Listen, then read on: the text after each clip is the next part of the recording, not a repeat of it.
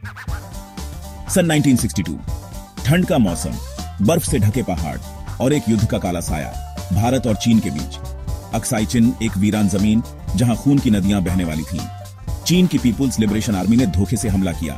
भारतीय सेना अनप्रिपेयर्ड लेकिन बहादुर हर मोर्चे पर लड़ी, लेकिन किस्मत चीन के साथ थी। हार का मुंह देखना पड़ा। अक्साई चिन चीन के कब्जे में चला गया।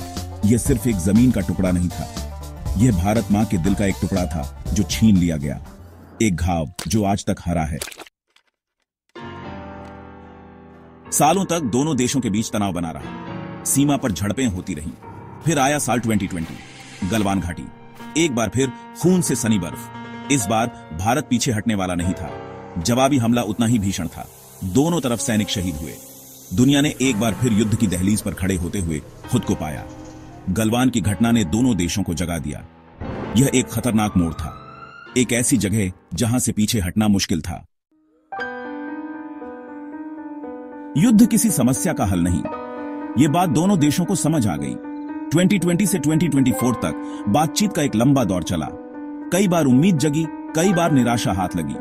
पेंगोंग त्सो झील से पीछे हटना, PP 77 और PP 15 से सेना हटाना, छोटी छोटी जीत, लेकिन हर कदम पर खतरा मंडराता रहा। यह एक जटिल खेल था, सैन्य ताकत के साथ साथ कूटनीति का भी। हर शब्द, हर कदम सोच समझकर उठाया गया। जब बातचीत चल रही थी, दोनों देशों ने अपनी सैन्य तैयारी भी तेज कर दी। चीन ने वास्तविक नियंत्रण रेखा पर हजारों सैनिक और अत्याधुनिक हथियार तैनात किए। नए बंकर बनाए गए, नए हवाई अड्डे बनाए गए।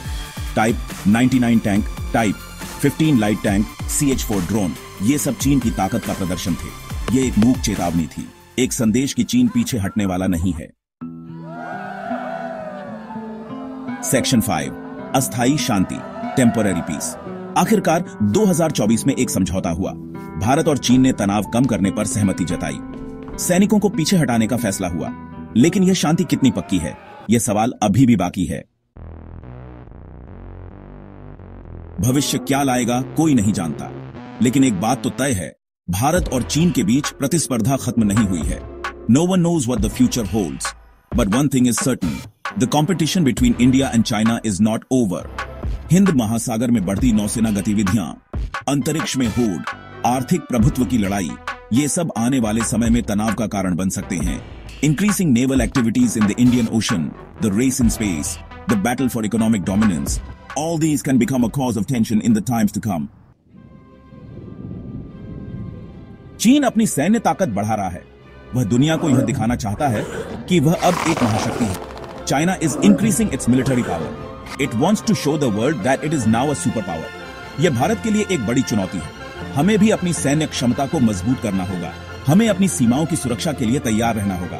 This is a big challenge for India. We too have to strengthen our military capabilities. We have to be prepared to protect our borders. Bharat और चीन के बीच रिश्ते अनिश्चितता के अंधेरे में डूबे हुए हैं।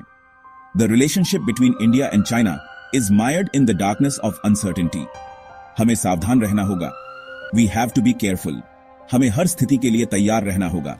We have to be prepared for every situation.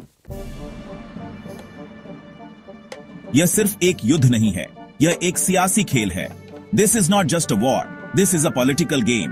इस खेल में हर कदम सोच समझकर उठाना होगा। हमें अपनी चालों से चीन को मात देनी होगी। In this game, every step has to be taken carefully. We have to outsmart China with our moves. हमें एक मजबूत और आत्मनिर्भर भारत का निर्माण करना होगा। तभी हम चीन के सामने खड़े हो सकते हैं। We have to build a strong and self-reliant India. Only then can we stand before China.